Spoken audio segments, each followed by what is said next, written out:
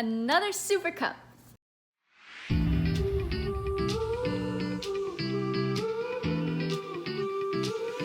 Hey guys, welcome back to another match review video. Wow, it's been a while since I've said that. I think I haven't done a match review since the Champions League final, and I'm so glad that I'm in a good mood for this match review because, not gonna lie, I was getting a little bit nervous towards the end of that game, but it ends. Chelsea won, Villareal won, but Chelsea win on penalties 6-5. What a good feeling. This is the first time that we've won the Super Cup since 1998. So I'm just so happy that we've been able to finally win this trophy again after playing for the Super Cup a couple of times but failing to get it. Thomas Tuchel works his magic yet again. So let's get into everything. A couple of talking points before the game. Chalobah starts for Chelsea, so I think that shows a lot of intent by Thomas Tuchel. He had a really good preseason and he's starting him for his first real competitive game for Chelsea. So I think that that's a really good sign for him, and he's definitely one to keep an eye out on. And Thomas Tuchel opted for a front three of Kai Havertz, Timo Werner, and Hakim Ziyech. Chelsea started this match off really strong. They had, I think, in the first 16 minutes, 80% possession or something crazy like that. And we really looked so incredibly dominant on the ball. We were creating chances, and I thought, wow, we really are going to win this. I was feeling pretty confident at this point. And then Hakim Ziyech goes and scores the first goal, and it was just a great run by him. Timo Werner did really well to also make kind of like a dummy run, like what he's becoming known to do, and take that first defender with him to make sure that Hakim Ziyech was open and available for the ball, and Hakim Ziyech just did not miss. He had an absolutely incredible preseason. He's been scoring a lot of goals, so it's so incredibly unfortunate that he came off injured. It looks like he had a dislocated shoulder. I'm hoping that that doesn't take too long to heal, maybe a week or two, but I'm not a doctor, so I really have no idea. I just pulled that number out of thin air, but I really wish him a speedy recovery. It's such a shame because he was working his way up in the ranks and making a real case for himself. So I really hope that he can get back to playing full fitness really soon. At the end of the first half, Gerard Moreno had an incredible volley that I have no idea how that did not go in. It hit off of the crossbar, and then the way it bounced, it still didn't go in. And so he was really unlucky to score, and Chelsea were lucky. So that was kind of the start of the alarm bells for me. And then starting the second half, they were just sitting back waiting for Villareal to attack. Gerard Moreno had a really good chance again where it almost went into the corner of the net, and Mendy got fingertips to push it to the post, but it was a really good save from Mendy after he had given away the ball sillily. But at this point, I'm thinking, well, Moreno really deserves a goal because he's had two efforts that probably should have been goals, and Chelsea have gotten extremely lucky.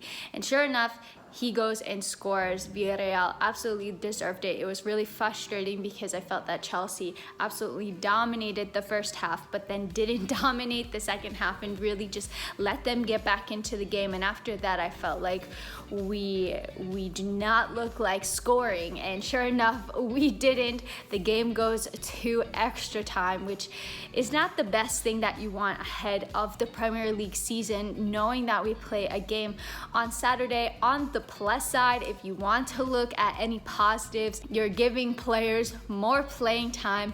You're giving a player like Mason Mount some minutes in his legs that he hasn't played much, and maybe to shake off the rust a little bit more. But obviously you just don't want it to go to overtime. You want to win it in those 90 minutes. But after extra overtime, we go to penalties, and at this point I was extremely nervous. So with 1 minute to go, Thomas Tuchel makes the decision to sub on Kepa for Mendy. At this point, I was thinking, is this the right call? Because we saw in the Euros with the England squads that Jadon Sancho and Marcus Rashford were subbed on, and they were just expected to take a penalty cold without having played. So I was wondering if this would be the right decision. Kepa does have a good history with penalties, but I was just nervous that he would be going in cold.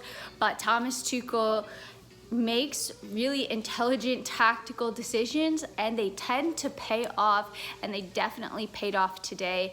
Kepa saved 2 penalties. He was absolutely brilliant, and I was just so incredibly happy for him. Like, he looked like he was on the brink of tears after that. I cannot imagine the pressure he must have been under during that penalty shootout, but I was so happy for him. The whole team just went and surrounded him, and it really was his redemption. He went on, won Chelsea a trophy, and I think that now he can start afresh. As for my man of the match candidates, it's between Chalobah, Kante, Ziyech, and Kepa. I thought that Chalobah had an incredible game. He really is such a special talent. 120 minutes under his belt, and honestly, I wouldn't be surprised if Thomas Tuchel keeps him this season. Like I kind of said in the beginning of this video, playing him in this game is showing a lot of trust in the player, and that I think he wants to keep him around. So I wouldn't be surprised if he stays at Chelsea